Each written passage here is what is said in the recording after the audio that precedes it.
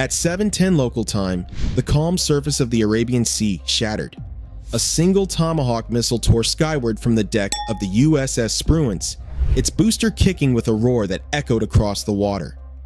4 seconds later, the booster separated, the turbofan ignited, and the missile dove to a terrifying 50 feet above the waves, invisible to anyone not staring at it directly. Then another launched, and another, and another. Within 90 seconds, 8 Tomahawks were racing low across the sea in perfect formation. And they weren't alone. 2 more destroyers, hidden just over the horizon, unleashed their own salvos. 25 missiles were now skimming the wave tops at nearly 550 miles per hour, heading straight toward the Iranian coast. What was happening at that exact moment in Iran? Radar operators were drinking tea. Commanders were asleep. Air defense batteries were silent. They had no idea that the largest American military operation since 2003 had already begun, and that the next 40 minutes would rewrite Middle Eastern military history. Welcome back to the channel. And today, we're diving into the opening minutes of an unprecedented multi-domain strike that combined US Navy, Air Force, Marine Corps, and Israeli Air Force assets into a single, synchronized attack designed to shatter Iran's military infrastructure before it had a chance to respond. This is the story of how drones flooded radar screens, how stealth fighters slithered across borders unseen, how long-range missiles arced toward Tehran at supersonic speeds, and how one misstep from either side could have turned a high-tech modern conflict into a regional catastrophe. Today, we're not just talking about airstrikes. We're talking about strategy, deception, electronic warfare, and the brutal math that defines 21st century battles. If you've ever wanted a clear moment-by-moment breakdown of how a real near-peer conflict unfolds, this is it. Mini payoff. Before we get into the chaos, here's the key insight that shaped this entire operation. Modern warfare isn't won by who fires the biggest missile, but by who empties the enemy's magazines first.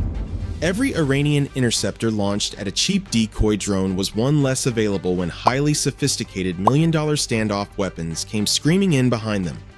Every radar pulse Iran emitted to find American jets was one more GPS coordinate fed directly into a US kill chain. This wasn't just firepower. This was economic warfare at Mach 1, a battle of cost, exhaustion, and exposure. And Iran was about to lose all three. The first act of the operation began before the Tomahawks crossed the shoreline. While Iran slept, dozens of low-cost Lucas drones, American-made replicas of Iranian Shahed drones, slipped into Iranian airspace from the west. They flew painfully slow, barely 110 knots, looking almost harmless on radar. But that was the point. At a Bavar 373 air defense site, an Iranian operator watched his screen flood with small, low-altitude contacts. He had no idea which were drones, which were decoys, and which, if any, carried warheads. Training dictated one thing: fire. A $1 million interceptor streaked into the sky and blew a lawnmower-sized drone into confetti. He fired again. Another $1 million, and again. Each shot emptied his magazine, each shot revealed his precise location, and each shot bought the Tomahawks more time. Meanwhile, invisible above Iraq, F-35 Ayadir stealth fighters had already crossed the border, running silent. They didn't jam radars, they didn't broadcast signals, they didn't speak unless spoken to, they simply watched. Every time an Iranian battery fired, its emissions were sucked into the F-35's electronic warfare suite and quietly transmitted via link 16 to aircraft hundreds of miles away. And that's when the second wave arrived. At 8:05 local time, 12 Israeli F-15 IROM fighters, flying heavy and slow under the weight of Rampage hypersonic missiles, reached launch altitude, guided by updated coordinates from an Israeli Oran intelligence aircraft. Every pilot received the same command: clear to release. One by one, 12 2,500-pound missiles dropped from their pylons and ignited, accelerating to supersonic speed in seconds. They arced high over Iraq, climbing on trajectories designed to slam into Tehran's most protected government and military facilities.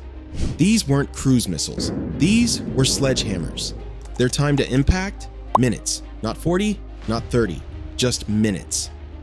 Iran's air defense operators had no time to detect, track, authorize, or fire.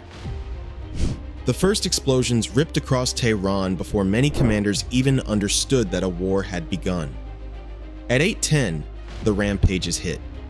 The Supreme Leader's compound was struck first. Satellite imagery taken minutes later showed shattered buildings, collapsed roofs, and smoke columns rising across the capital.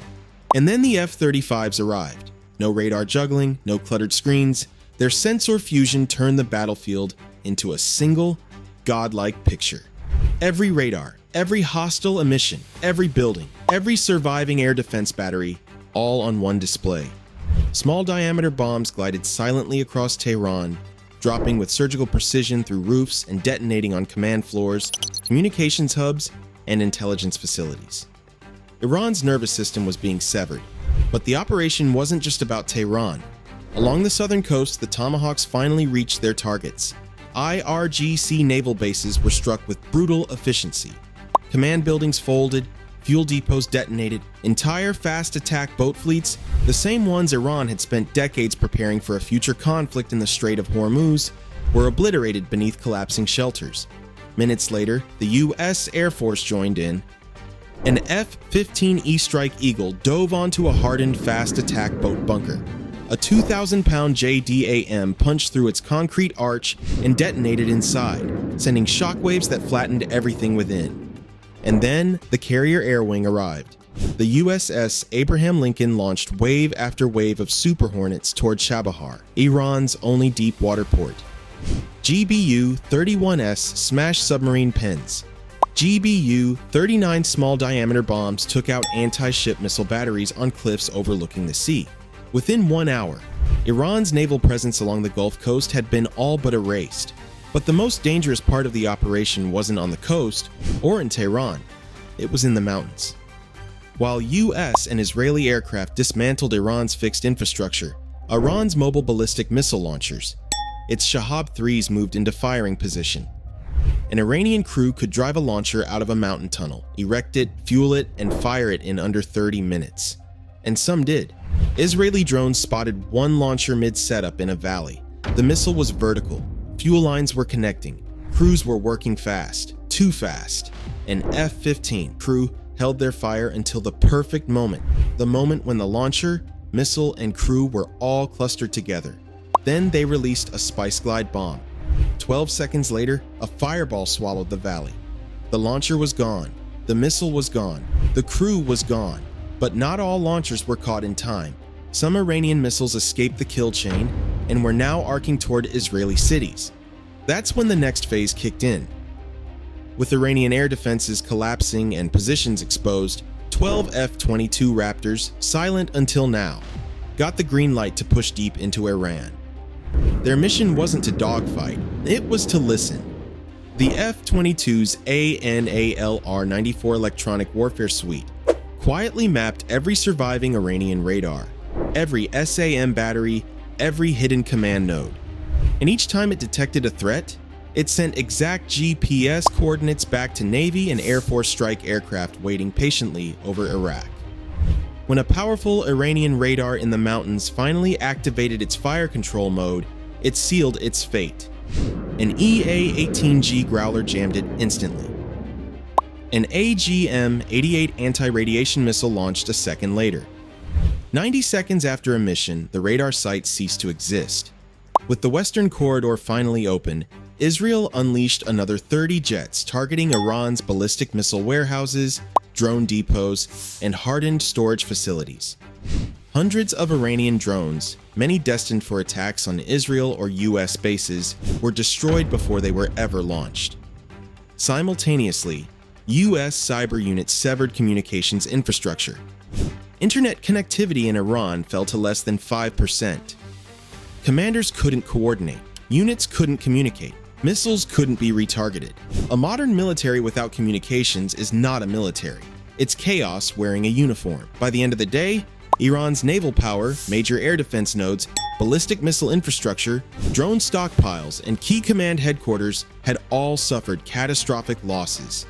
This wasn't a strike. This was a system collapse. And here's the part that should terrify every military strategist. This entire operation, dozens of jets, hundreds of drones, cruise missiles, hypersonic strikes, and deep electronic warfare, unfolded with near-perfect coordination across 2 nations and 4 service branches, before Iran even understood what was happening. By the time they reacted, the opening moves were already over. The Tomahawks had hit, the F-35s had struck, the ballistic missile launchers were being hunted, and their defenses were blinking out like dying stars. It makes you wonder, if this is what a single coordinated strike looks like, what would an actual full-scale conflict look like? And that question is one the world hopes it never has to answer.